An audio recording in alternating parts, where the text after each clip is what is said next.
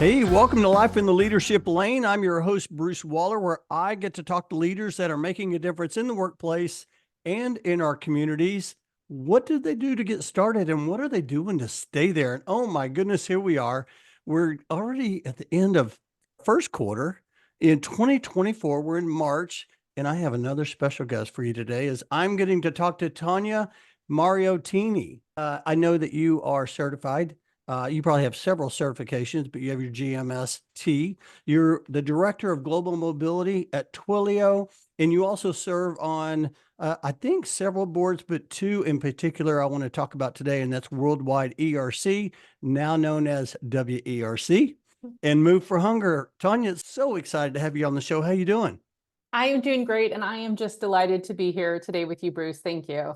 Okay, so I always like to reflect whenever I start the show of when I met my guests, and I think I've come across your path several times, but the first time we actually met was a couple of years ago at ERC. I want to see if you remember this, and you were on a panel, a corporate panel, closing out the conference. I believe we were in Vegas, and a couple other, well, one former guest, Jack Jampel, has been on the show. Mhm. He was on that panel as well as Vinny. Valderde, and I think there was a facilitator too. Do you remember that?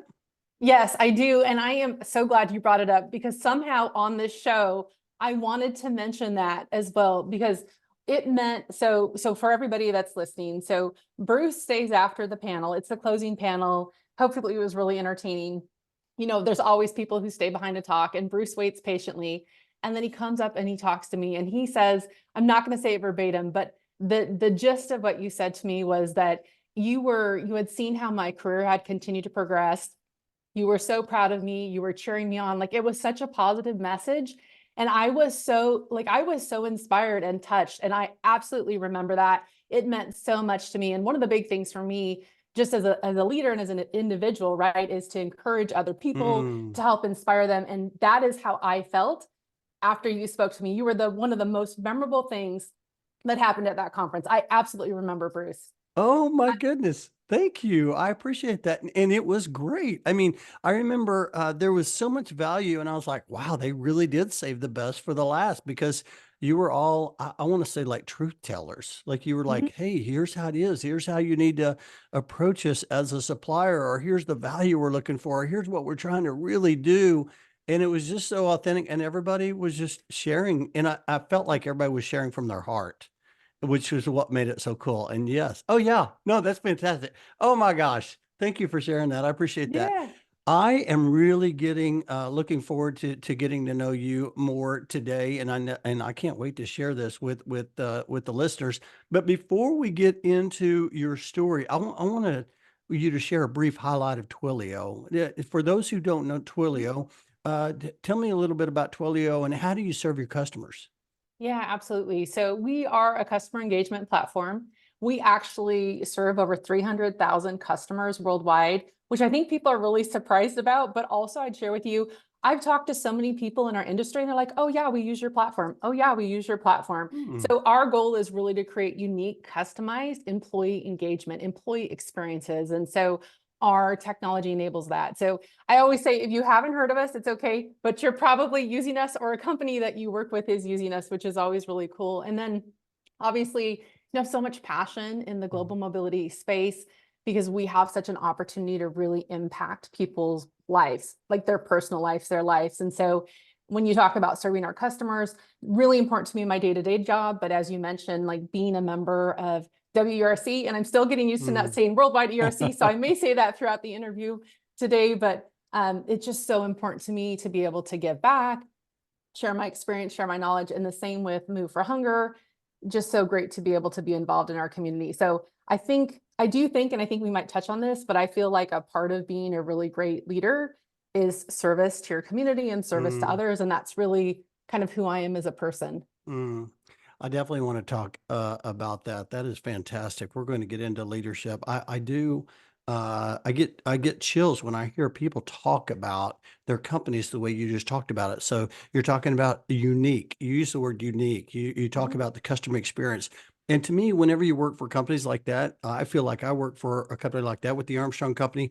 It gives you this sense of fulfillment, Mhm. this purpose, this meaningness in your career that you're like, you know what, I really, because I love my company so much, because I'm getting to do what I want to do, because we're serving our customers this way, it makes me feel like my career matters. Do you? You feel like I that, don't you? do, I do. And the other thing I should have said is Twilio also has twilio.org. And so there's a whole branch of what we do that's set up to support nonprofit organizations and using our tools and platforms and their scholarships. If you check out the site, there's actually a little me with Move for Hunger. Like they've been very supportive of what I do, but they're, again, as a company, it's really important to us, to what you're saying, to give back to the communities we're involved in too. So I do think that working at a company where you have shared values is really, Mm. important to your engagement, right? The impact that you're able to make. That's fantastic. I cannot wait to get into more of this. But before we do that, I really want to kick it off. I want you to tell us the Tanya Mariottini story. Like, where did you grow up? And how in the world did you get into leadership and HR and talent mobility? I am from Boise, Idaho. And I know Mm. Boise, Idaho is like an up and coming place, but this was like 40 years ago, right? So I was in Boise, Idaho when it was a very small town. It's very much grown. I have a twin brother, and I always think that's really important to share. I don't have any other siblings. I just have a twin. And I like to share that because I think it's shaped who I am because I was going to say mischievous, but when you have someone who's the same age with you, like you always have a friend. And I think it makes you a little bit more bold, a little bit more Mm. courageous, like a little bit more outgoing because you always have someone with you. I went to college at College of Idaho. It's a private college. I wanted to stay close to home. Back in the day, there Mm. wasn't such a thing as like an HR degree. Like I know Mm. they have all these, OE, OD, like they've got all these other organizational effectiveness, organizational development, like all of these other things you can study. Mm. I took like 2 or 3 classes. That's all they really had. So I got a business degree because I knew that I wanted to work like in an office environment, but I Mm. also really wanted to do something that felt meaningful, that felt impactful. So I already knew I wanted to go in HR, but HR degree like didn't really exist at the Mm. time.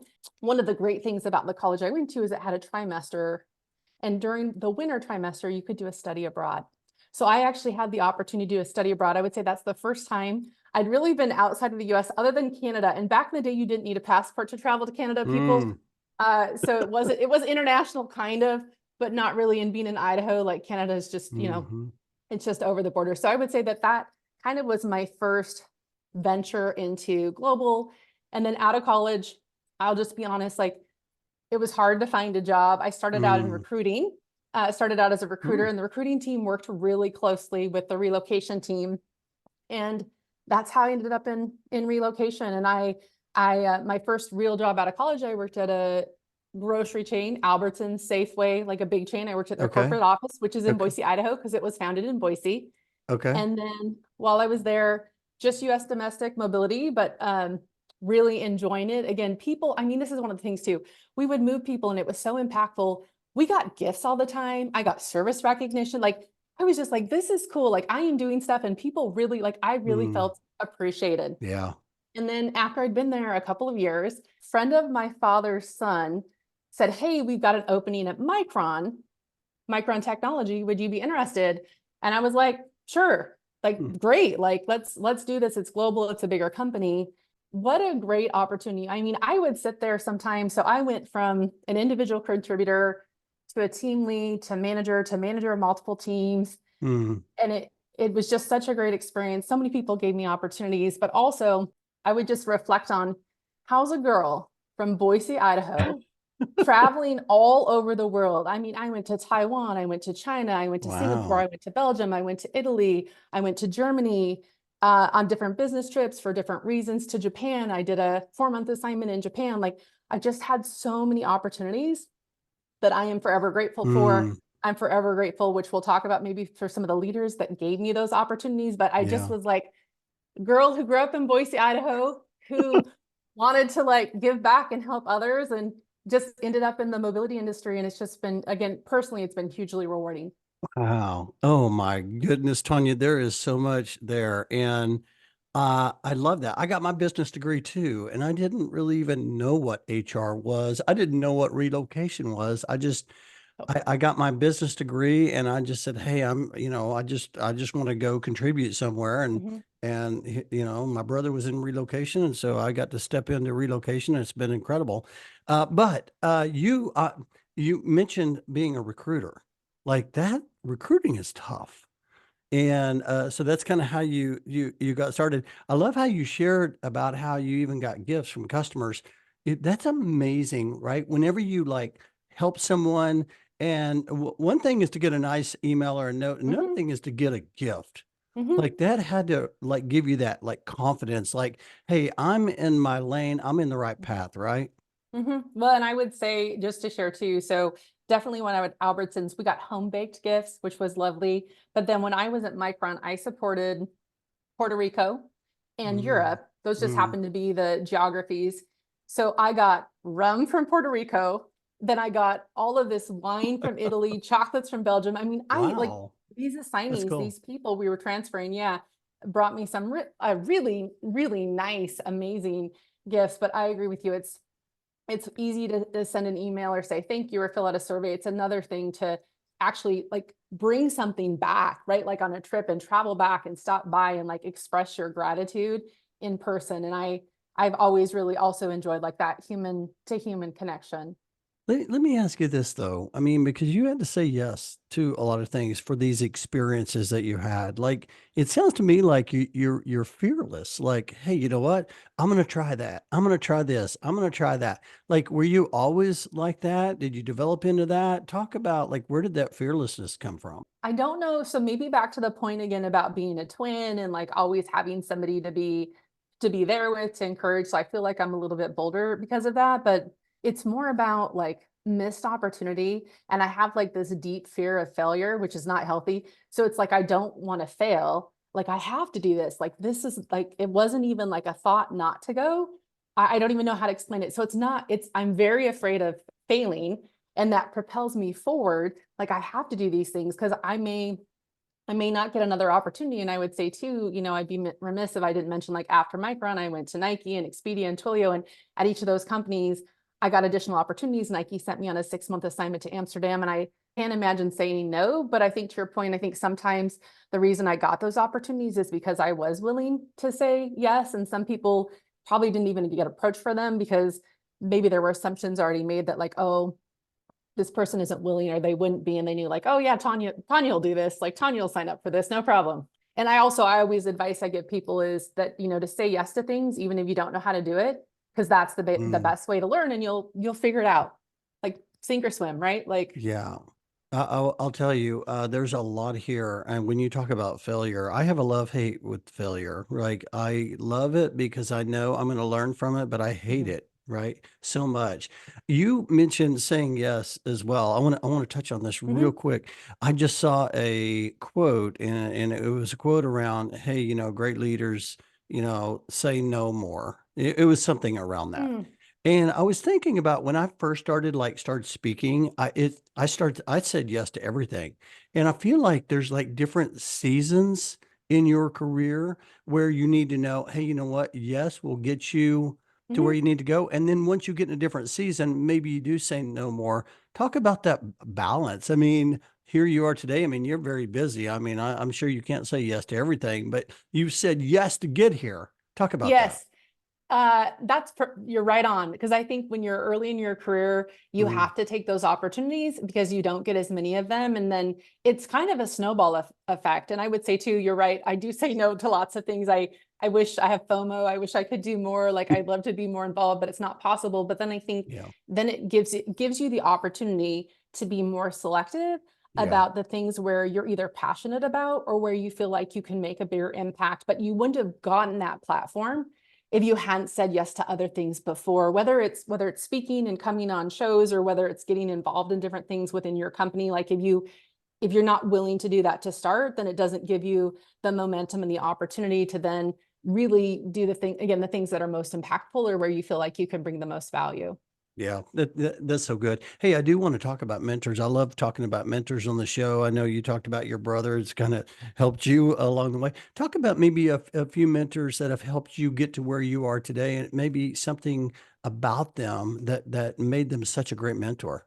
I have a couple of stories I'd really like to share. And I think of mentors, but I also, there's a few senior leaders who have really advocated for me and given me Mm, opportunities. And so maybe they're mentors, maybe they're sponsors, maybe they just saw something in me and they're great leaders. But one of the stories I really like to share, because again, it was something that really built my confidence early. mm, So when I was 27, I had the opportunity at the time to present to our then CEO of Micron, Steve Appleton. And that opportunity was afforded to me because my senior leader, there was a proposal about some changes to our platform. And obviously I had done a lot of the work, and my senior leader was like, Tanya's going to present to the CEO. So he was my skip level leader, which means instead of giving my boss the opportunity, he's like, I want Tanya to do it. He helped me put all the slides together. He prepped me for the presentation. And I just, the whole time I was thinking, what an amazing opportunity at 27 to be able to present to my, my CEO. Like, I took it very seriously, obviously, but it really built my confidence. And he was, Mike Ziegler, he still stays in contact with me, but he was somebody who was always trying to like find opportunities for me to get to help me grow, to give me mm, experience, to build my confidence, but also like behind the scenes setting me up for success. So like he was in that meeting, but he didn't speak. Like he wasn't the face of it.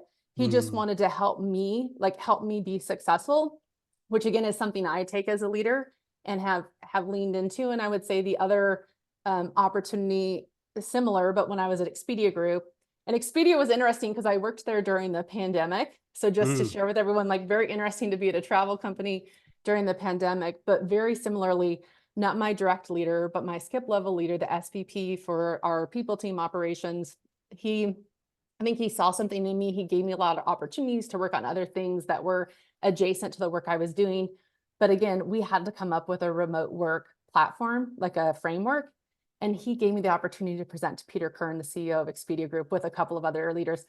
And he was there, but he didn't say anything. Like, I was the one who put the presentation together. Like, we prepped and talked talking points, but it just, so mentors, yes, but also like for me, I just think that it really helped propel my career forward, that I had these leaders, and I'd say skip level leaders, who were like looking out for me. You know, they say sponsors, like someone who talks good about you when you're not in the room. Like, I just had these people who gave me opportunities that helped me grow. And I just, like, without them, I mean, I don't know, right? They just propelled me in different ways and gave me different experience. And I'm forever grateful. And I think the flip side of that too is that, like, good for them on being a leader, but sometimes I'm also like, it takes some of the pressure off of them. Like, they Mm. have a talented team or other people that they can tap into. So those are a few that are really memorable for me. And I'll, again, they'll forever stay in my mind. And then one other too, because I always feel like people, you have to take a risk on people. Yeah. I went, the first time I stepped into a leadership role, I was 26 and I got promoted into a team lead role. And I have to tell you, I was not the best manager at 26. Like, I have learned a lot since then, Mm. but somebody, like, again, like, believed in me and was Yeah. like, you've got a lot of potential, and I want to help develop and grow you.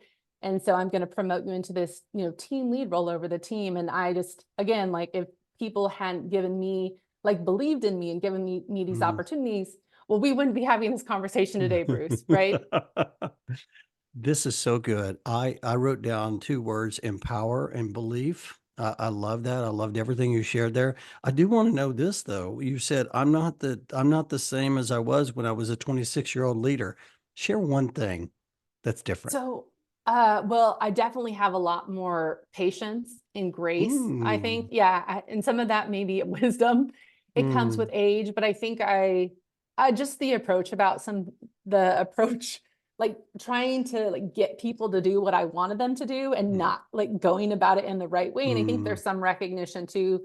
And I think this happens to a lot of people. You go from I see an individual contributor to leader, like, there's lots of ways to get something done. You don't have to do it the way I do it. As mm. long as, I mean, as long as we have the same or maybe even a better output, but we just have to get to whatever the end goal, objective, result is, right? And so I think sometimes yeah, there were lessons learned. I think people early on in my career probably are like, oh my gosh, I can't believe Tanya is like in a leadership role because, but that's how you learn, right? I Yeah. mean, we talked about like failure, right? And those are some of your best lessons, but I'm definitely a more patient, gracious, understanding, open-minded leader than I was when I was We can 26. go on and on and on. And also, I'm right there one of with those you. things too is I mean, I was like the baby at the time. My entire team was older than me, basically, Bruce. And that's also to go from being a peer to a manager and then to be like the baby on the team to managing people, some of them who are like twice your age is and not also a lot of companies are not great about this. I didn't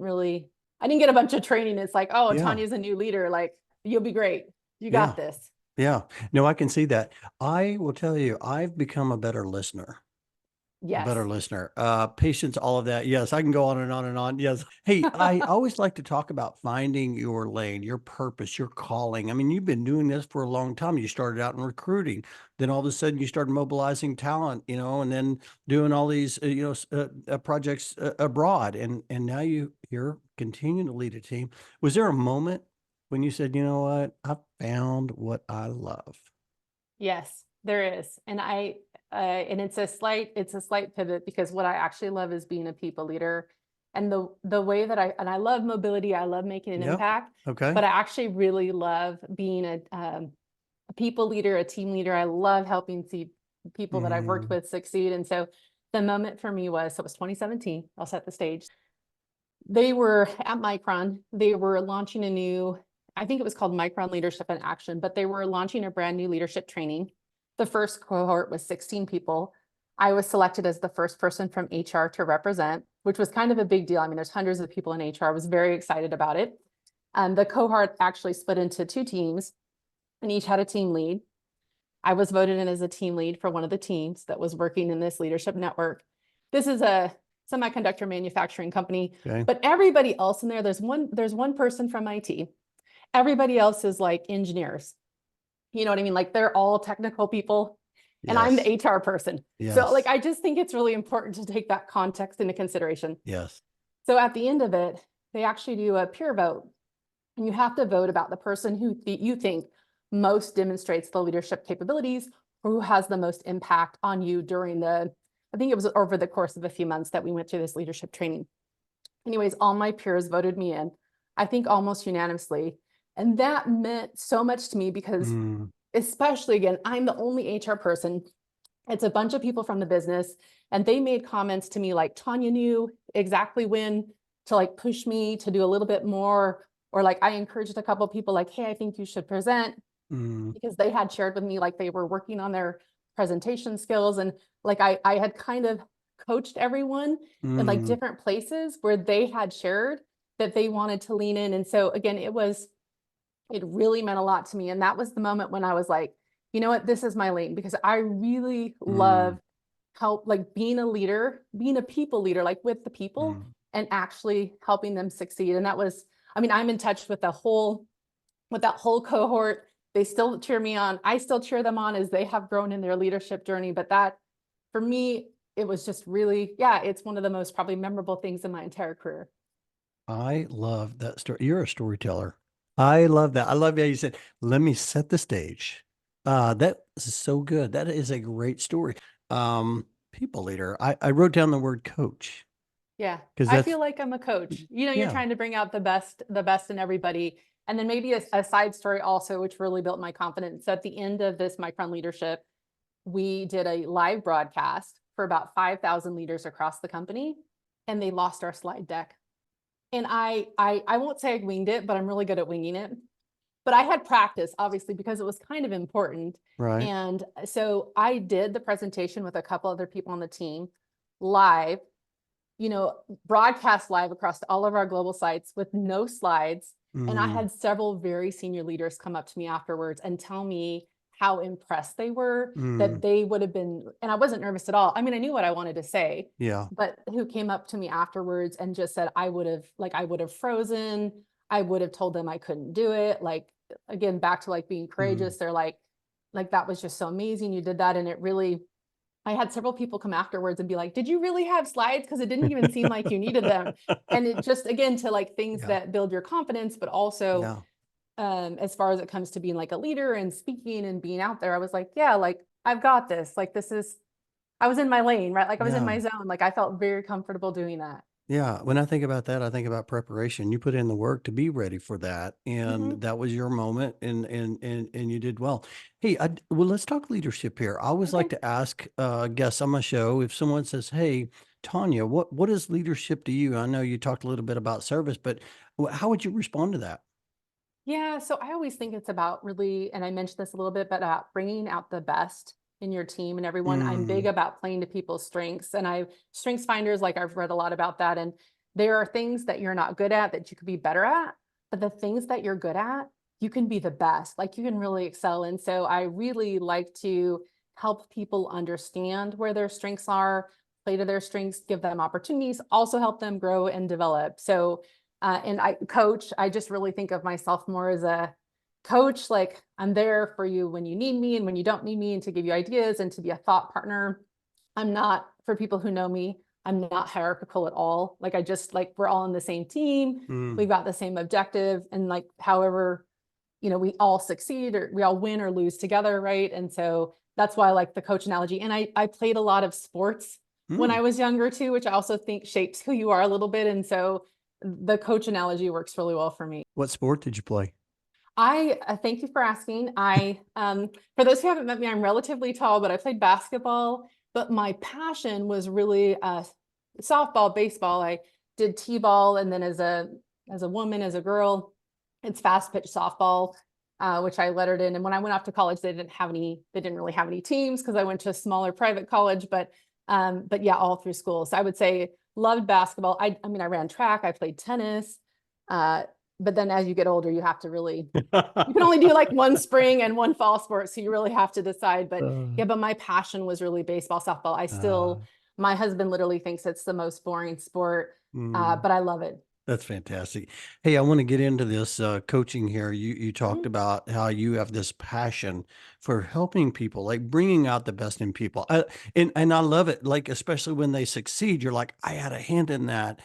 Tell me, for those who are there's people listening right now. There are leaders in business, many in HR and mobility, and they talk about that. How do you do that? Because a lot of times that requires what? You gotta get to know the person, you gotta build the relationship, and, because you can't just go and say, "Hey, let's do an assessment. I'm here to help you. I'm Doctor Tanya," right?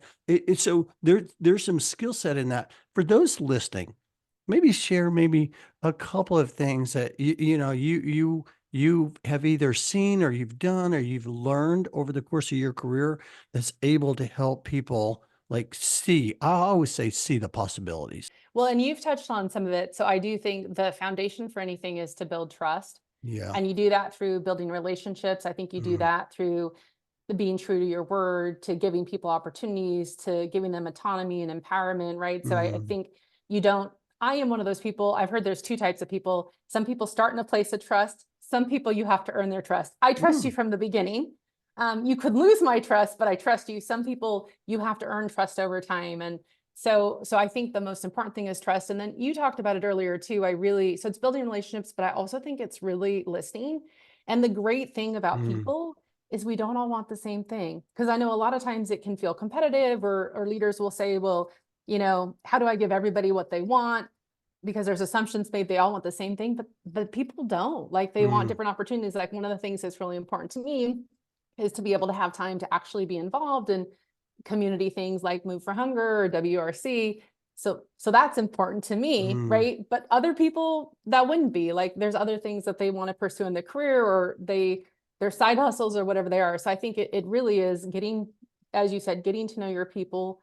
And then mm, some of it too is I'm going to use the word self-awareness, because I think not mm, everybody is as self-aware. And so there are mm, things that you can do to help yourself, but help people really understand what their strengths are and where they have opportunities. Because I think sometimes the starting places too is people don't actually know, or they've been told something, but mm, not everything we get told is always true, or people have made assumptions about them. So I think helping, yeah, unpack some of that and really mm. being self-aware about what folks are good at, what you're good at, and where there are opportunities. Again, because I'm a big about playing to folks' strengths, whether you're a great trainer or you're more the behind the scenes, or you love, I have people who love the mundane and crunching numbers, which I do not enjoy, but they just like, I don't know, they love it. Like, They're I'm like, like, good for them, which is spreadsheets great. energize me, right? Yeah, Yes. exactly. Yeah, right. But so I think trying to Yeah. Right. understand that for all of your people, Yeah.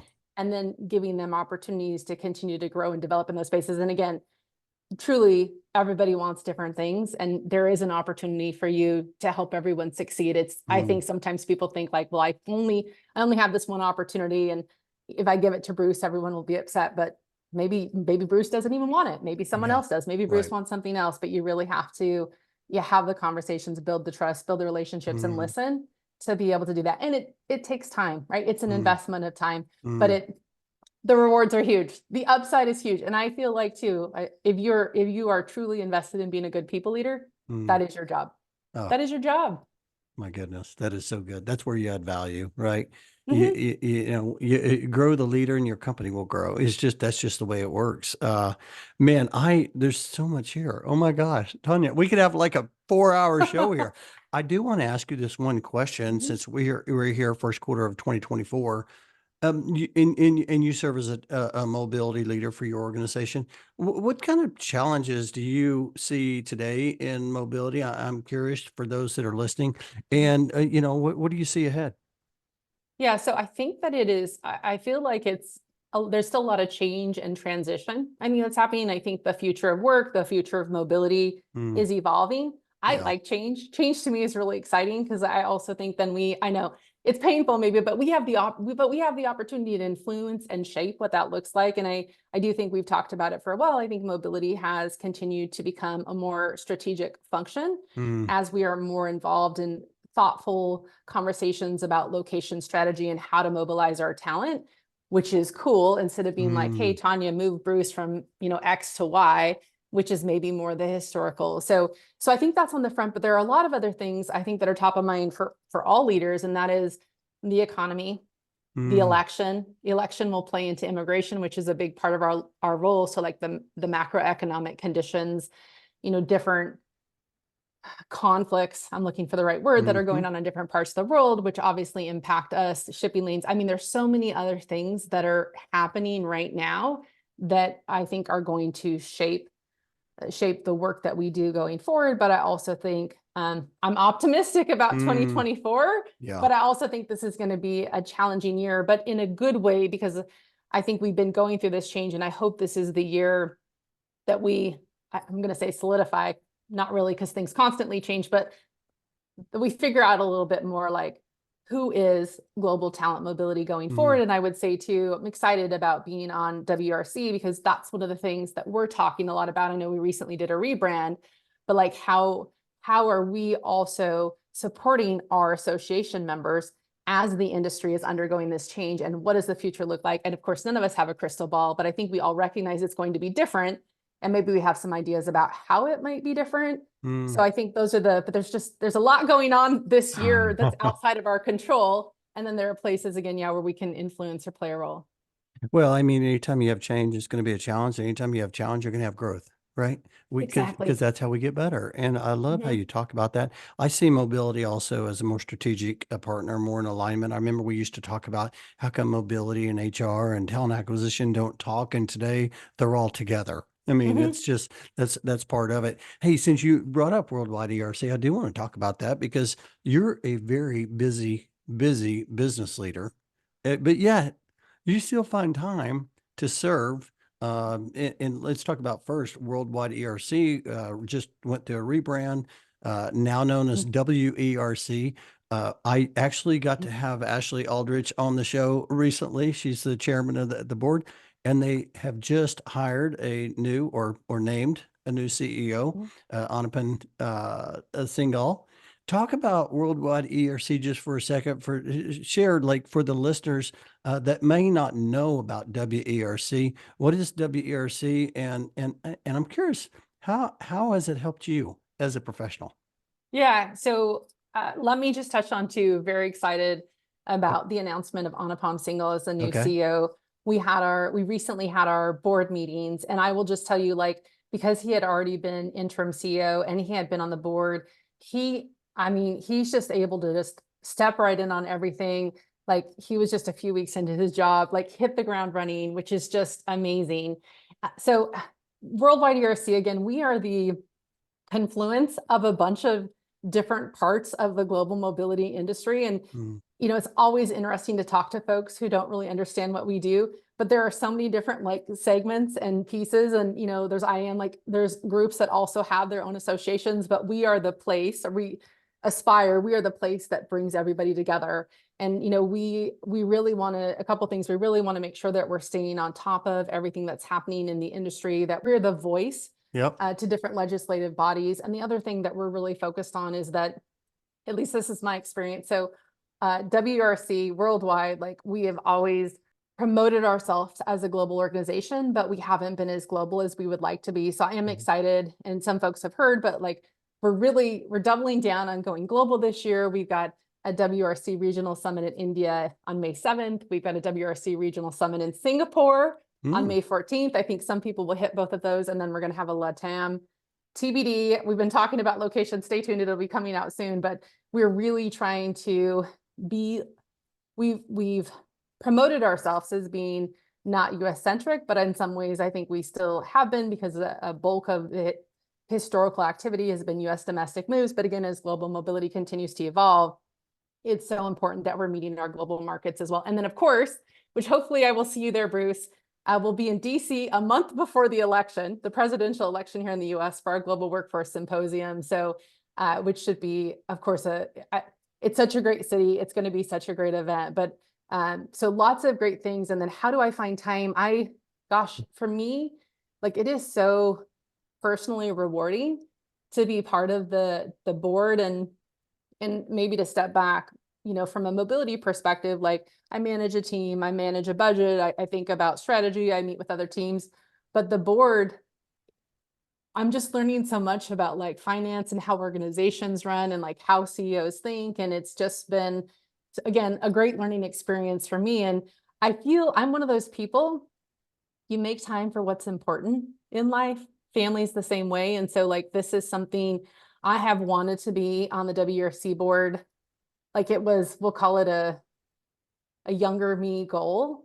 And so it just, a younger me, I was love going to say that. childhood, but like younger me, like I have wanted to be on the board. And I feel like again, like I've done so much, and I'm finally here. And I also, like, I'll give myself a little shout out, but this year, I am your vice chair for corporate. That's So I'm part of fantastic. the WRC executive committee. So please, any WRC corporate members or non-WRC members who are corporates who have feedback about things we could be doing, should be doing, I am your official advocate for that and your voice. And so please reach out to me. But yeah, Love that. it's been personally so rewarding. I just can't imagine, and it's something I've always wanted to do. I can't imagine not making time for it. I love your passion. Like I just feel your energy, and I'm excited for you. I had a lady one time, a client of mine says, "You are a community that moves community." And I was like, Ooh, I "Yes, love that. that is who Yeah. we are." So mark Yes. that down. I'll copyright that one, Tanya. But what I liked about the hire with the CEO is you don't have to worry about somebody coming in that doesn't really know the organization. He already knows the organization. You know what I mean? So you can just Hmm. like, hey, let's go. We all know where we Hmm. want to go, and we're moving forward. And I love that. And I saw where the global symposium this year is going to be at the National Harbor in Hmm. DC. And we had a Sharon leadership there a couple of years ago. That is a fantastic place. So yes, you will see me there. I can't wait. Have you been there? I haven't been there, but I've heard Yeah. it's a great venue Yeah. too. So I'm looking forward to it. Yeah. Yeah. It's going to be, oh my gosh, it's going to be so fantastic. Well, thank you for sharing that. And I Mhm. appreciate you serving and being a leader and being an advocate. And I know there's probably some corporate mobility leaders that are listening to the show right now are like, you know what, I'm going to take Tanya up on that. So Mhm. I'll put your link in the show notes for sure. You also find time to serve on another board that's, I know it's important for you because I've seen your energy and your passion for Move for Hunger. Talk a little bit about Move for Hunger. Why is that important for you?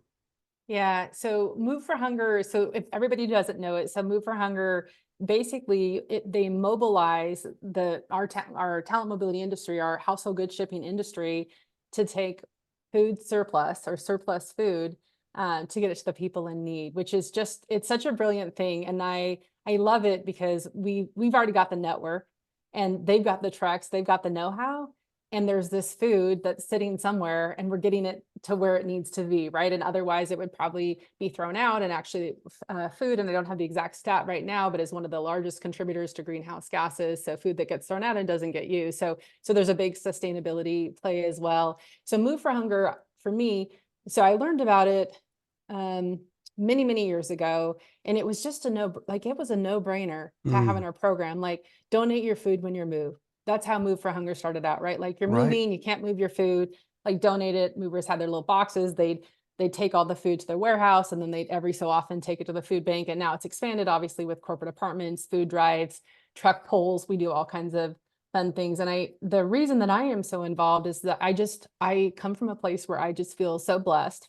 And I can't imagine not knowing where your next meal would come from. And I would say, given like current economic conditions, inflation, et cetera, like people are having to choose between paying their rent or eating. And I have to be honest, I've never experienced that. And I can't imagine what that must be like. So to be able to be in a position to advocate for that, to educate folks on that, to get our industry, again, some of it's so simple, but to get different parts of our industry involved. And again, so many of the moving companies, corporate housing are actively involved with Move for Hunger. And I did want to share, I do have a few stats, but last year, above all things, and I know it's been a difficult year for industry and for others, it was the best year Move for Hunger has ever had.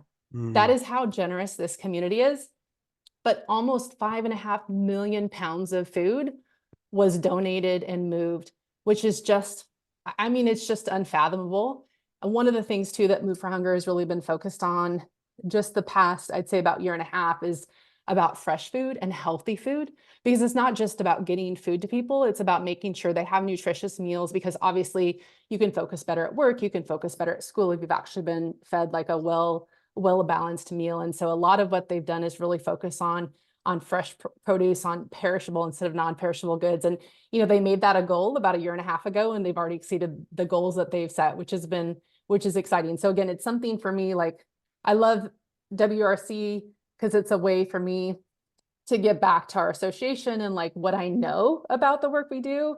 But then I love Move for Hunger because it's a way to like make a difference in the world and give back to the communities that we live in. And like my husband and I too have volunteered locally at the food bank. Like it's just, gosh, it's just such a rewarding thing to do. And again, to be in a position where I'm able to do that. And the last thing I will say is too, is there's so many people who have been touched by food insecurity, and you don't know, you might be working with someone, there's probably somebody in your circle who's had some challenges. And so that just feels really impactful for sure. I have people that I work with on a regular basis that I'm doing something that's impacting their lives. Oh my goodness, that is so good. I'm going to put the link for Move for Hunger. I actually just published a book, and it came out on March the 1st. So just a couple of weeks ago, it came out. And one of the stories I share is Move for Hunger, and how they came to Dallas, and we had this great truck pull. I know they do this all around the country. They raised a lot of money. And I just remember, though, for me, walking by the tent, Adam Lowry, of course, leads that group.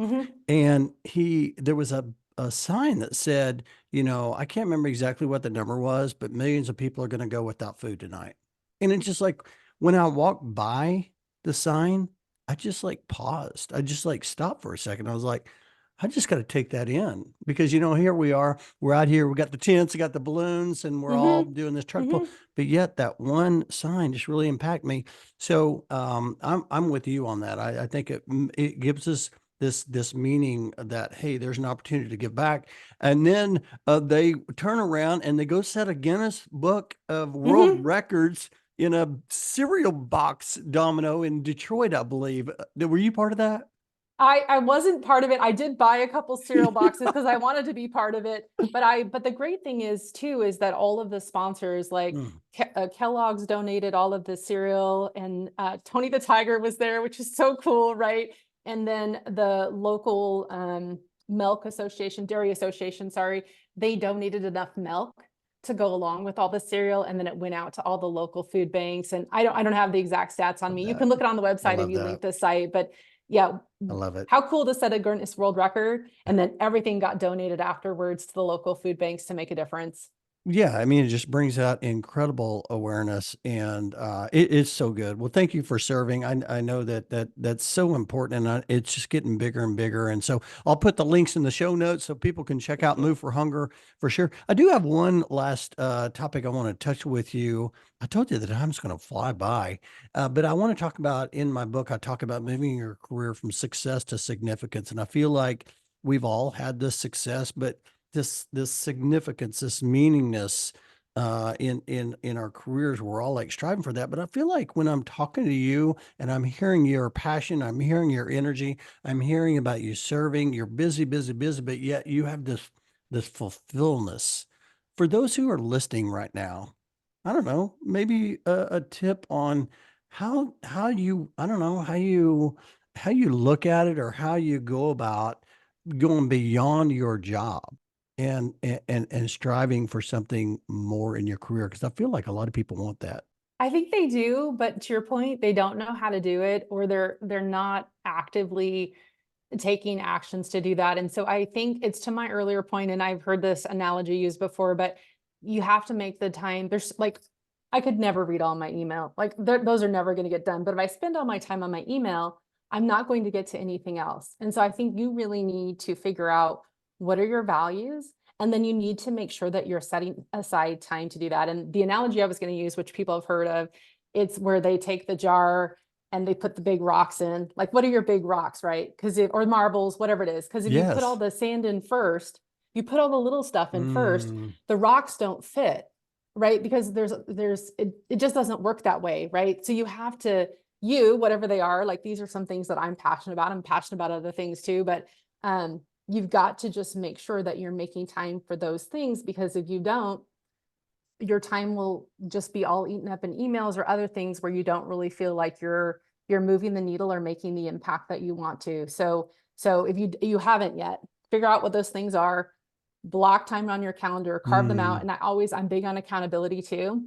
So mm, tell people, because they will hold you accountable. Tell them, like, mm, every time I interviewed for a job, or I tell my manager, like, these are things that are really important to me. Like, I was at the board meeting for a week, or I'm going to go to this Move for Hunger truck pull and I'm going to be gone this day. This is important to me, because I feel like people then also hold you accountable to those things, because you've publicly said, I'm doing these things. This mm. is how you should expect me to show up. And then I feel it's almost maybe it goes back to that fear of failure, like guilt tripping, but like now people know and they're expecting it, and like you can't let them down. Now you have to do it. But that's what I would Yes. suggest Love to that. people. And you just have to make time for it. And the other thing, it's the same with family, right? Like, family is so Mm, important in relationships, and you have to make time to build those and spend time, because otherwise, and I would say early on in my career, I worked more than I wish that I would have. I wish I would have spent some more time with family and friends in hindsight, but you have to make it a priority. Or if it's mm, not a priority, it won't be. Or what do they say?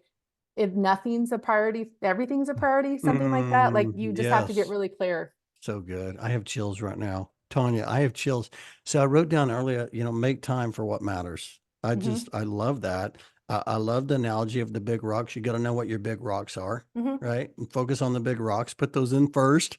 And then the accountability. I'll never forget when I took my PHR exam. I was president of Dallas HR. And I remember telling someone, I'm going to take my certification. And all of a Hmm. sudden, I felt different. I Hmm. was Hmm. like, oh my gosh, I've got to pass this. I just Hmm. told that person, I'm going to take that. So accountability, that's so good. Oh my gosh, this has been so good. Such great advice. I appreciate you coming on and sharing all this. We're going to shift to it's time to accelerate as we conclude the show. First thing I want to ask you is what you're excited for. Like, here we are, we're already through the first quarter of 2024. What are you excited about as we move forward into the year? Well, as I mentioned, I like change, and I am really excited as global talent mobility continues to evolve and what that means for our industry. So I'm just excited about.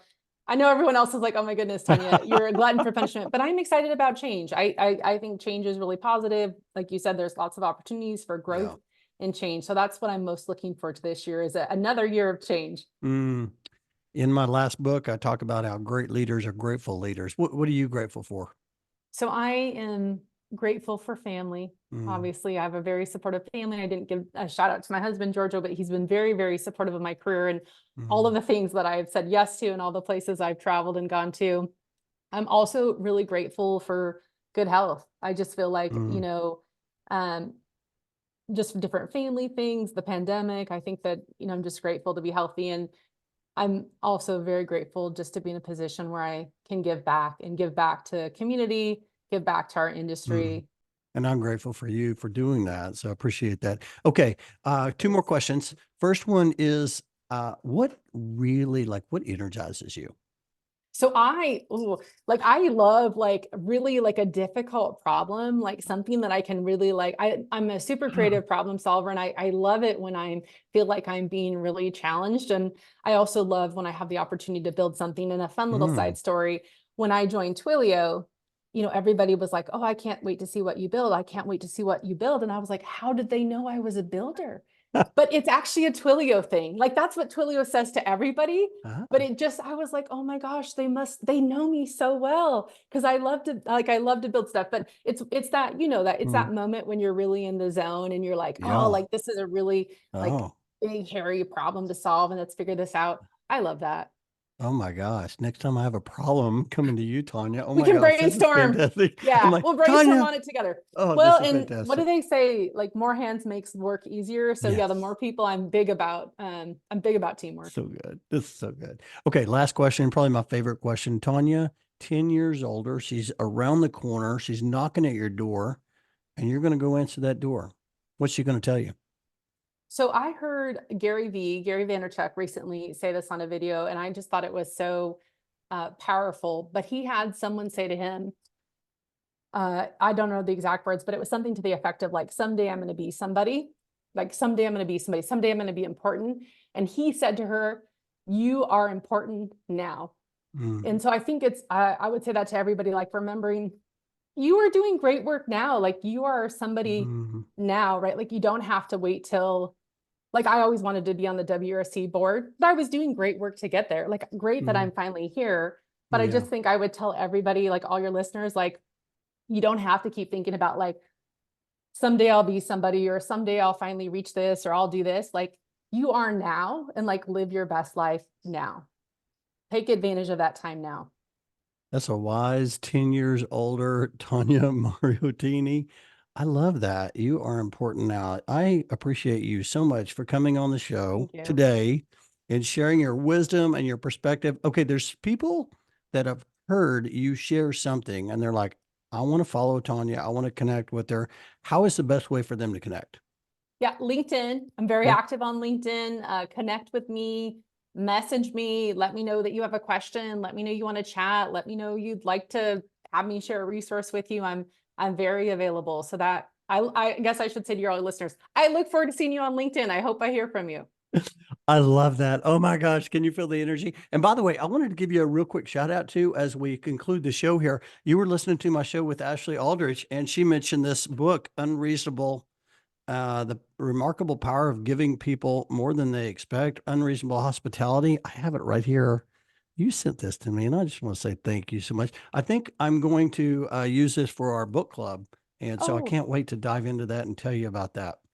it's a great book and I love Yeah. it. I mean, it's set in the like restaurant, but there's Yeah. so many parallels for what you do around customer service and how to exceed people's expectations. And there's some really great stories. So yeah, I hope you enjoy it. I'm a big book reader and I love recommendations from other people too on books. I've got books on my bookshelf. I've got a whole queue of books that I want to read. Next time I'm going to have you on the show. We're going to talk about the power of sending books and sending notes and encouragement, because that could be a whole show in itself. Man, this has been so much fun. Thank you so much. I appreciate you. I appreciate your friendship. I can't wait to see what's ahead for you and Worldwide ERC and Move for Hunger and Twilio and anything else you're part of. So thank you. I appreciate you, Tanya. Thank you, Bruce. I appreciate you. Awesome. Okay. I'll talk to you later. All right. Thank you.